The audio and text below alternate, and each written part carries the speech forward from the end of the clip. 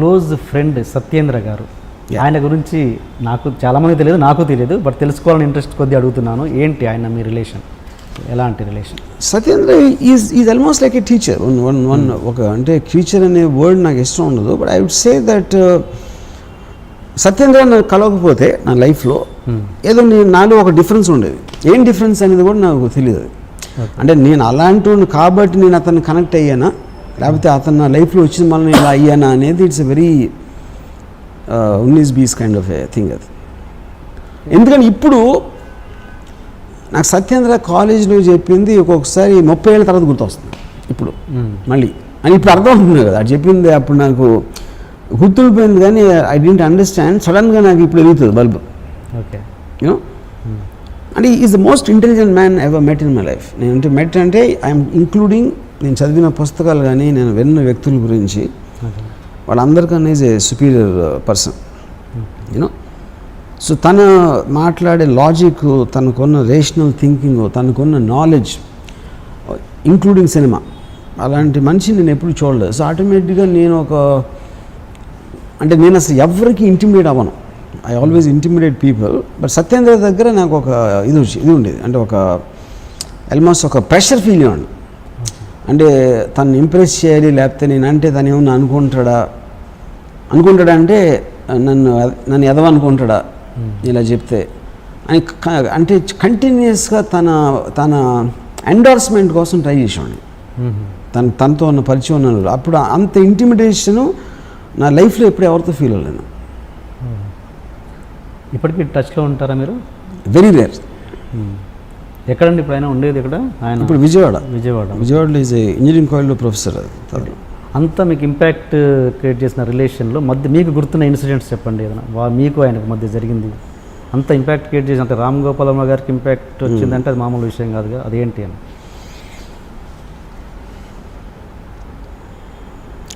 ఒకరోజు నేను విజయవాడలో ఊర్వశి థియేటర్లో పాపియాన్ సినిమా ఇవ్వడం వెళ్ళాం ఎదరం. Satyendra already popular. ఇది కాలేజ్లో ఈ వాజ్ చాలా ఎక్స్ట్రాడినరీ ఇంటెలిజెంట్ అనేది లెక్చరర్స్లో కానీ స్టాఫ్లో కానీ ఉండేది, ఆ రెప్యుటేషన్ ఉండేది. ఏదైనా క్లాస్లో కూడా ఎలా చేస్తాడంటే టూత్పేస్ట్ జైలు పెట్టిన వచ్చాడు. అంటే టూత్పేస్ట్ కదా, టూత్ బ్రష్. అంటే పళ్ళు తోముకుని ఆ బ్రష్ ఇలా పెట్టుకుని హవాయి చెప్పు వేసుకుని వస్తున్నాడు కాలేజ్కి. వచ్చి ఆ లాస్ట్ బెంచ్లో కూర్చుని ఆ పక్కన దగ్గర ఒక పేపర్ చింపుతాడు. పేపర్ చింపి అదే నోట్బుక్ ఆడు పెన్ ఒకటి తీసి ఆ లెక్చరర్ చెప్తా ఉంటే మధ్యలో ఒక క్వశ్చన్ వేస్తాడు ఆ సబ్జెక్ట్ గురించి వేసాడు. ఆ లెక్చరర్ టెన్షన్ వచ్చేసి అసలు వాళ్ళకి, యూనో. క్లాస్ మధ్యలో ఒకసారి లీగ్స్ వెళ్ళిపోతున్నాడు. ఏంటి ఎక్కడికి వెళ్తున్నావు అంటే నేను చెప్పేది అర్థమైపోయిందని వెళ్ళిపోయాడు. అండ్ ఆయన ఇప్పుడు వీళ్ళందరికీ నువ్వు అర్థం చేసి చెప్పి ఆ టైం నేను వేస్ట్ చేయనని చెప్పి వెళ్ళిపోయాడు. ఇలాంటి ఇన్సిడెంట్లు చాలా జరిగింది సత్యేంద్రతో. ఒకరోజు ఊర్వశి థియేటర్లో పాపియాన్ అని సినిమా ఇవ్వడం వెళ్ళాం.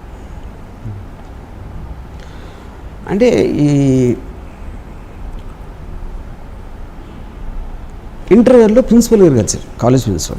ఇంటర్వెల్లో కాలేజ్ ప్రిన్సిపల్ ఆయన కూడా వచ్చి సినిమా ఇవ్వడానికి, మా కాలేజ్ ప్రిన్సిపల్.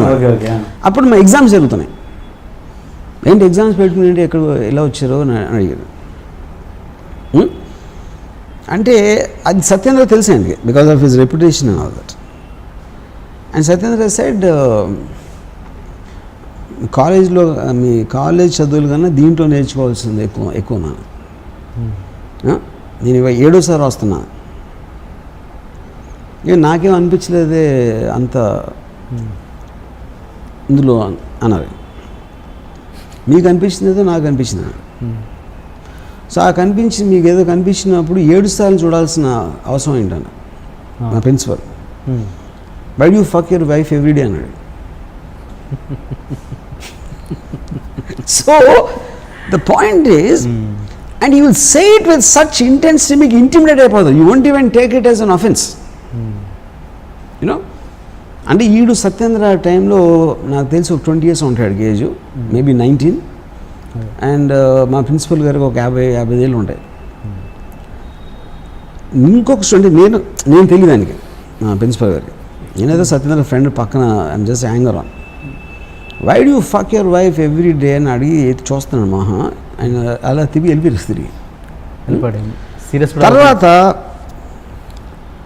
5-6 years అయిన తర్వాత ఆయన రిటైర్ అయిపోయి 10 years తర్వాత నేను మరువలేని ఒక విద్యార్థి అని సత్యేంద్ర మీద ఆ వ్యాసం రాశారు ఒక బుక్ కోసం. అంత ట్రెమెండస్ ఇంపాక్ట్ క్రియేట్ చేశాడు తను. సో అలాగే నాకు ఎంత ఇన్ఫ్లుయెన్స్ ఉందంటే సత్యేంద్ర నుంచి నేను ఒక్కొక్కసారి నేను ఫ్రెండ్స్తోనో లేకపోతే ఎవరితో కూర్చుని మేబీ ఒక 9:30కి స్టార్ట్ చేసి 3:30 వరకు మాట్లాడింది సత్యేంద్ర గురించి. తనకి నాకు ఉన్న అనుభవాలు కానీ తనకున్న అంటే ఇప్పుడు ఏంటి తన ఏజ్ ఆఫ్ అంటే నాకు 2 years జూనియర్ అతను. నేను ఇంజనీరింగ్ కాలేజ్ 3rd yearలో ఉన్నప్పుడు తను ఫస్ట్ ఇయర్ జాయిన్ అయ్యాడు. అంటే నాకు తెలిసి మ్యాక్సిమం 17-18 ఉంటుంది ఏజ్ అప్పుడు సత్యేంద్ర. 17-18 ఏజ్లో already Friedrich Nietzsche, Ayn Rand, Arthur Schopenhauer, Descartes మొత్తం బుక్స్ అని చదివేశాడు. ఇంగ్లీష్ నాలెడ్జ్ తనకి ఆ టైంలో ఉన్నది ఇన్ని సంవత్సరాల తర్వాత నేను ఇంతవరకు ఎవరిని చూడలేదు. చాలామంది నా ఇంగ్లీష్ గొప్పగా అనుకుంటారు. నేను సత్యేంద్ర ఉండి ఇంగ్లీష్ మాట్లాడలేను, నాకు భయం వేస్తుంది అర్థం మాట్లాడటం. ఎందుకంటే నాకు తెలుసు కాబట్టి నా నాలెడ్జ్ కొన్న లిమిటేషన్. సో వైజాగ్ నుంచి వచ్చినోడు 1983లో అసలు అంత నాలెడ్జ్ ఎలాగ పాసిబుల్ అనేది నాకు బిగ్గెస్ట్ మిస్టరీ అది అంతవరకు. కానీ నేను అప్డేట్ అయింది మాత్రం సత్యేంద్ర గురించి. నేను అసలు ఫస్ట్ టైం ఫిలాసఫీ బుక్ చదివింది సత్యేంద్ర మౌలానా. ఫిలాసఫీ అనే మాట వినింది సత్యేంద్ర మౌలానా.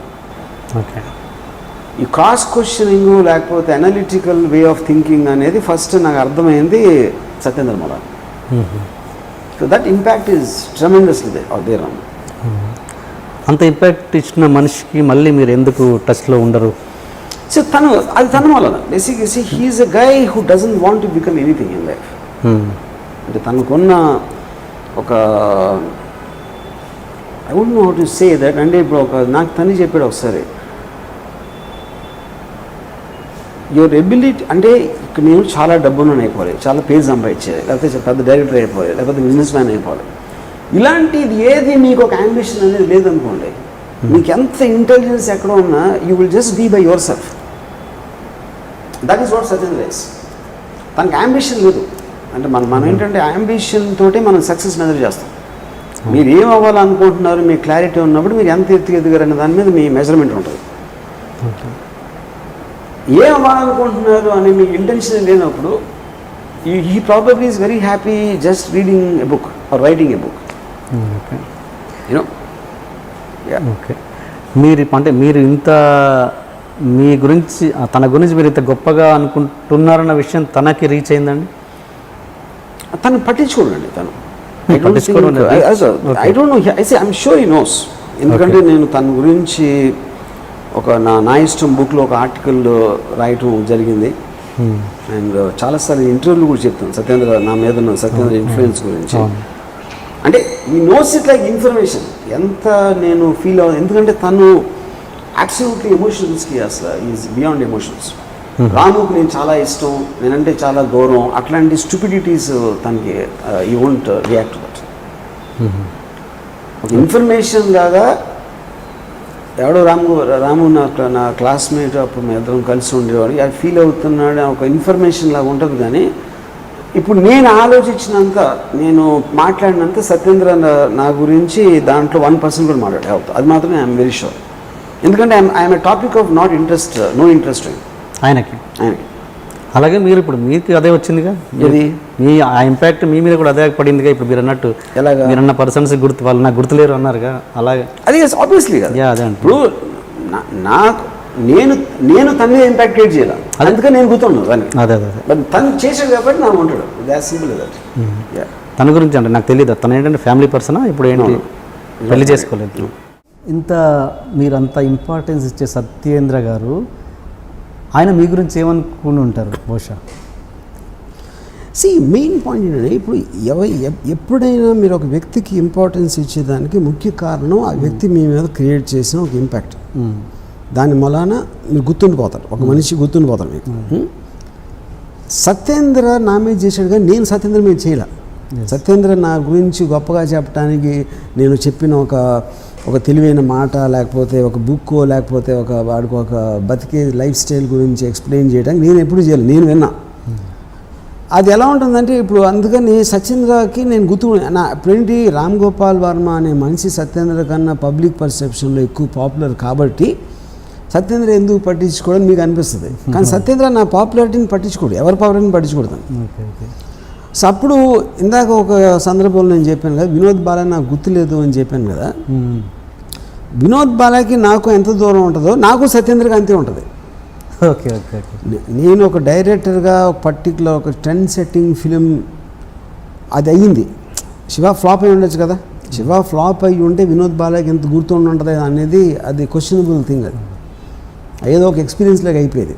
అంత ట్రెండ్ సెట్టింగ్ ఇంపాక్ట్ఫుల్ ఫిల్మ్ అయిపోయింది కాబట్టి దానికి సంబంధించిన మెమరీస్ అనేది వినోద్ బాలాలో ఉన్నాయి.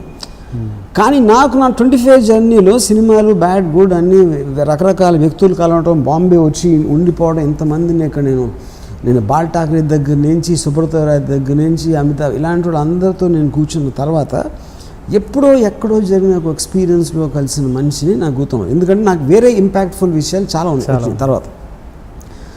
సిమిలర్లీ సత్యేంద్ర కాన్సెప్ట్లో సత్యేంద్రకి నేను Vinod Bala, that's what I think it is. అది అంతా మీకు రిలేటివ్ డిఫరెన్సెస్ ఉంటాయి, రిలేటివ్ డిగ్రీస్ ప్రతి మనిషికి. అంటే దాని ఎత్తు తగ్గు అని అంటలా నేను. It's only I'm measuring it by మనకి డైరెక్ట్గా తన వలన వచ్చిన ఇంపాక్ట్ ఏంటి, మన మైండ్ మీద, మన జీవిత విధానం మీద, మన ఆలోచించే విధానం మీద ఒక ఇంపాక్ట్ ఉన్నప్పుడే ఆ మనిషి గుర్తుంటాడు మనకి. అంతేగాని ఊరికే ఎమోషనల్గా ఒక జర్నీ చేసాము, ఒక 6 నెలలు కలిసి ఉన్నావా, సంవత్సరం కలిసి ఉన్నావా అనే దాంట్లో ఇంపాక్ట్ అనేది రాదు. Okay okay. ఇప్పుడు ఇందాక చెప్పిన సత్యేంద్ర గురించి నేను మీకు 2 రోజులు చెప్పగలుగుతాను. సత్యేంద్ర నా గురించి 10 నిమిషాలు కూడా చెప్పాడు. అదే ఐఎమ్ వెరీ షూర్. ఎప్పుడైనా కలిసే ప్రయత్నం కూడా మీరు చేయరా? నేను లాస్ట్ సత్యేంద్రని కలిసింది ఒక 10 ఏళ్ళ క్రితం. వైజాగ్ ఏదో పని ఉండి వెళ్ళాను, ఏదో అక్కడ. అంటే యాక్చువల్ అప్పుడు ట్రై చేసింది సత్యేంద్ర ఎక్కడ ఉన్నాడు అంటే, ఇది ఒక చిన్న హోటల్లో ఉంటున్నాడని చెప్పాను. అంటే ఇంట్లోంచి బయటకు వచ్చాడు ఫాదర్ ఇంట్లోంచి ఆ టైంలో. ఒక చిన్న హోటల్లో అంటే మామూలుగా మేము ఒక ప్రొడక్షన్ బాయ్స్ ఆ కంట్రోల్ని పెడతాం. అలాంటి హోటల్లో ఒక రూమ్లో ఒక 4 feet by 5 feet రూమ్ అది. నేను కింద నుంచి ఫోన్ చేశాను, సత్యేంద్ర నన్ను రామ్ గోపాల్ అని పిలిచాడు సత్యేంద్ర. నేను రామ్ గోపాల్ అన్న రిసెప్షనిస్ట్ ఫోన్ చేసి, ఎప్పుడు వచ్చావు అన్నాడు. అన్నారు కాదు, పైకి రా అన్నాడు. అంతే.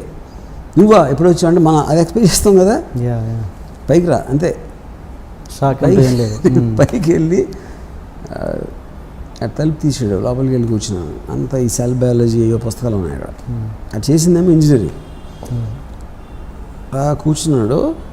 నేను కూర్చున్న ఒక 30 secondsలోనే నేను తను బోరు కొడుతున్నానని నాకు ఫీలింగ్, అది తను కనిపించిపోతాను.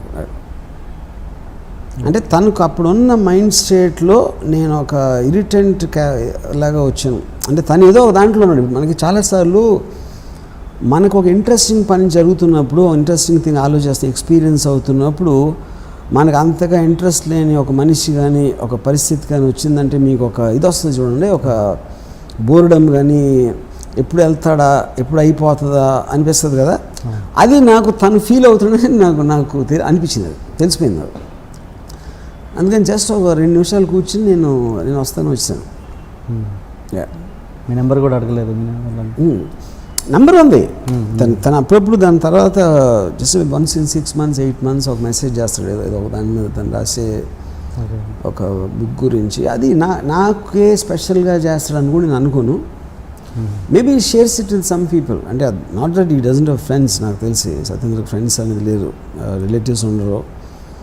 అండ్ నాకు చాలాసార్లు అనిపిస్తుంది, అంటే నేను స్టూడెంట్గా ఉన్నప్పుడు నా ఫెలో స్టూడెంట్ కాబట్టి నేను ఒకలా ఉన్నాను. ఇప్పుడు అదే కాలేజ్లో తను ఒక ప్రొఫెసర్, ఇప్పుడు మెకానికల్ డిపార్ట్మెంట్లో. ఇప్పుడు అదే కాలేజ్లో, మేము ఇద్దరం అదే కాలేజ్లో ఉన్నాం, సిద్ధార్థలో. ఓకే. తన దగ్గర ఉన్న స్టూడెంట్స్కి తనకి ఎట్లా రిలేషన్ ఉంటుంది అనేది నాకు బిగ్గెస్ట్ సస్పెన్స్ అది. ఎందుకంటే మేము ఇద్దరం ఒకే రూమ్లో ఉండేవాళ్ళం, ఇద్దరం కలిసి సినిమాలకి వెళ్ళేవాళ్ళం, ఇద్దరం కలిసి రాత్రి I mean you spend lot of time. So ఆ కైండ్ ఆఫ్ అసోసియేషన్లో అప్పుడున్న పరిచయానికి, ఐ మీన్ తను చెప్పేదానికి, ఇప్పుడు ఒక బంచ్ ఆఫ్ స్టూడెంట్స్ క్లాస్ రూమ్లో ఉన్నప్పుడు తను ఏం చెప్తాడు అనేది నాకు ఒక బిగ్గెస్ట్ మిస్టరీ అది. బట్ ఐఎమ్ షూర్ సత్యేంద్ర ఏమాత్రం పరిచయం ఉన్న ఎవరు కూడా తన బ్రిలియన్స్ని గమనించలేకపోవటం అనేది జరగదు. అంటే వాళ్ళు మహా డంబ్ అవ్వాలి, అన్ఇమాజినబుల్లీ డంబ్ అవ్వాలండి. అంటే ఏంటి ఎందుకు మరి అంత చిన్న రూమ్లో ఉండడానికి కారణం ఏంటి? అప్పుడు డబ్బులు ఉండేది కదా, because we couldn't pay rent. ఇప్పుడేదో అంటే అప్పుడు ఇప్పుడు తను ఉంటాను, ఎందుకంటే తను ఇంట్లోంచి బయటకు వచ్చాడు. సో ఈ doesn't take money from his father. తను సంపాదిస్తున్నాడుగా, కాలేజ్ ఏదో అంటున్నారుగా మీరు. అంటే ఇప్పుడు కాదు, ఇప్పుడు కాలేజ్ పని చేస్తున్నాడు. నేను కలిసినప్పుడు ఒక 10-12 years బ్యాక్ అది యాక్చువల్గా. అప్పుడు మీరు ఎప్పుడు మీ పొజిషన్ ఏంటి? అప్పుడు మీరు ఎన్ని సంవత్సరాల కిందట అన్నారు మీరు కలిసింది? నేను 12 సంవత్సరాలు, 10-12 సంవత్సరాలు కదా. అప్పుడు తను పని చేస్తున్నాడు Gandhi institute, Gandhi I don't know ఎక్కడ పని చేసేవాడు, కానీ తనకున్న ఖర్చు విపరీతంగా పుస్తకాలు కొంటాడు. ఓకే. సో ఆటోమేటిక్గా తను ఎంత సంపాదించినా అది ఎలా ఖర్చు పెడతాడో దాంట్లో మేబీ తను ఉండే ఒక రూమ్ అనేది తను కేర్ చేయకపోవచ్చు, అది ఎలా ఉండాలి అని. సో అలాంటి దానికి ఎక్కువ ఖర్చు పెట్టే బదులు తను ఇష్టం వచ్చిన దాంట్లో ఖర్చు పెట్టి ఇక్కడ ఉంటాడు. That is how he thinks. Okay. అప్పుడు అతను తక్కువ స్థాయిలో ఉన్నప్పుడు మీకు ఏమైనా హెల్ప్ చేయాలని ఎప్పుడు అనిపించలేదు? తనకి హెల్ప్ అవసరం, అదే అంటున్నాను నేను, నా పాయింట్ అది. ఇప్పుడు తనకి ఇప్పుడు సపోజ్ ఒక జీతం 50,000 అనుకోండి, తనకి 10 లక్షలు వచ్చినా అదే రూమ్లో ఉంటాడు. ఇట్ ఈస్ నాట్ అబౌట్ తన ఎఫర్ట్ చేయడం, తనకి అంతకన్నా అవసరం లేదని తన ఫీలింగ్. అప్పుడు కూడా ఏంటి, ఇలాగా వాళ్ళ ఫాదర్ డబ్బులు పంచినప్పుడు ఆ డబ్బులు ఇలా చేతితో గుంపులో తీసి నాకు ఇచ్చాడు. అంటే అది తీసి లెక్క పెట్టి ఎవరికో ఇవ్వాలి అనేది చిరాకు మాట సత్యేంద్రకి. అంటే he hates money, just the touching of the ఇది. అంటే మీ సిద్ధాంతం ప్రకారము అంత నాలెడ్జ్ ఉండి మీకంటే పీక్ ఇది ఉంది, అతను ఆ స్టేజ్ అనుభవించాడు కదా, మరి అది ఎంతవరకు, దాన్ని ఎలా మీరు అనలైజ్ చేస్తారు? దాన్ని ఎలా మీరు నాకు భయం వేస్తుంది యాక్చువల్గా. ఎందుకంటే మీకంటే ఇంటెలిజెంట్ మీరే అంటున్నారు. అదే నాకు భయం వేస్తుంది. ఎందుకంటే నీషే ఏమన్నాడంటే, this tree stands lonely here on the hills, it has grown up high above man and beast, and if it wanted to speak there is no one tall enough to listen. మీ intelligence మీరు ఎంత పెరిగిపోతే మీరు interact అవ్వటానికి chance ఉండదు. ఇంకా మీరు చాలా తెలివైన వాళ్ళు, కానీ మీ కంపెనీలో గొర్రెలు ఉన్నాయనుకోండి, ఏం చేస్తారు? గొర్రెలకి మీరు చెప్తే ఏంటో అది ఇనే అర్థం చేసుకునే మైండ్ వాటికి లేదు. సో సత్యేంద్ర మైండ్కి ఉన్న దానికి అంత ఎత్తుకు ఎదిగితే అసలు ఇంటరాక్షన్ అనేది పోతుంది. ఎందుకంటే నేను సత్యేంద్ర ఇంటెలిజెన్స్ నాకు లేదా, తనలాగా నేను ఆలోచించలేను కాబట్టి తను ఏం అనిపిస్తున్నాడో ఏం ఆశిస్తున్నాడో నాకు అర్థం కూడా అవుతుంది. గొర్రెకి నా గురించి అర్థం అన్నట్టే నాకు సత్యేంద్ర గురించి అర్థం అవుతుంది. సో బేసిక్లీ ఆ దాంట్లో ఆల్మోస్ట్ నాకు భయం వేసేస్తుంది. అంటే నేను సత్యేంద్ర లెవెల్ నేను ఎదిగిపోతే కాబట్టి ఇవాళ నేను ఎన్నో ఎంజాయ్ చేస్తాను. I enjoy watching, I mean films అవ్వచ్చు, మ్యూజిక్ అవ్వచ్చు, గర్ల్స్ అవ్వచ్చు, లేకపోతే ఇలాంటి ఆఫీస్ అవ్వచ్చు. They so many things enjoy in my life. మీరు ఆ మెజర్మెంట్లు చూస్తే సత్యేంద్ర ఏం ఎంజాయ్ చేయడు, కానీ తను చేయాలనుకుంటాడా, తనకు అది ఇష్టమా, తనకు వస్తుందా సేమ్ ఎంజాయ్మెంట్ అనేది it is A I mean hypothetical question. ఎందుకంటే అది తన ఫీల్ నుంచి రావాలి. మనకి వాడికి ఆ ఫీలింగ్ ఉందని సపోజ్ చేసుకోవడం అనేది సత్యేంద్ర విషయంలో తప్పవుతుంది. ఆ స్టేటస్ నేను ఎంజాయ్ చేస్తున్నాడు అంతే సింపుల్గా. ఎంజాయ్ తెలియదు నాకు, కానీ నేను దాని మీద ఎందుకు కామెంట్ చేయనంటే సత్యేంద్ర మీద కామెంట్ చేసేంత అర్హత నాకు లేదు. ఎందుకంటే మీరు ఒకరి మీద కామెంట్ చేసినప్పుడు అతని అర్థం చేసుకోవాలా, అతను అర్థం చేసుకునే కెపాసిటీ మీకు ఉండాలి. ఆ కెపాసిటీ లేనప్పుడు కూర్చుని అలా చేయాలి, ఇలా చేయకూడదు అని అనుకుంటాం అనేది నా మూర్ఖత్వం అవుతుంది. నేను మూర్ఖుడినే సత్యేంద్రతో కంపేర్ చేస్తే, కానీ మరీ అంత మూర్ఖుడు కాదు. సత్యేంద్ర గురించి కామెంట్ చేసే అంత ఇది ఉంటాం. అంటే అంత సత్యేంద్ర గారి తర్వాత అంత రేంజ్లో మీరు ఇంత ట్రావెల్ చేశారు కదా, నేషనల్ లెవెల్లో మీకు పేరుంది. అంటే ఈ ఒక్క వ్యక్తి కూడా మీరు తగలేదు? Nobody, not to touch him. Okay. దాని తర్వాత ఆనెస్ట్గా చెప్పాలంటే సత్యేంద్ర తర్వాత అంటే చాలా చాలా మెట్లు కింద తర్వాత I believe I'm very intelligent. Okay. నాకన్నా సత్యేంద్ర ఒక్క నిమిషం మర్చిపోతే నేను చదివిన బుక్స్ నాకున్న నాలెడ్జ్ ఉన్న మనిషి కూడా నేను చూడలేదు. లెగిసిన తర్వాత కంపల్సరీగా ఒక 15 minutes పాన్ చూస్తాను. తర్వాత ఒక సినిమా కానీ డాక్యుమెంటరీ కానీ చూస్తాను, డిపెండింగ్ ఆన్ మై టైం. అంటే షూటింగ్ లేకపోతే నాకు ఎక్కువ టైం ఉంటుంది కాబట్టి ఒక ఫిల్మ్ చూడొచ్చు. ఓకే.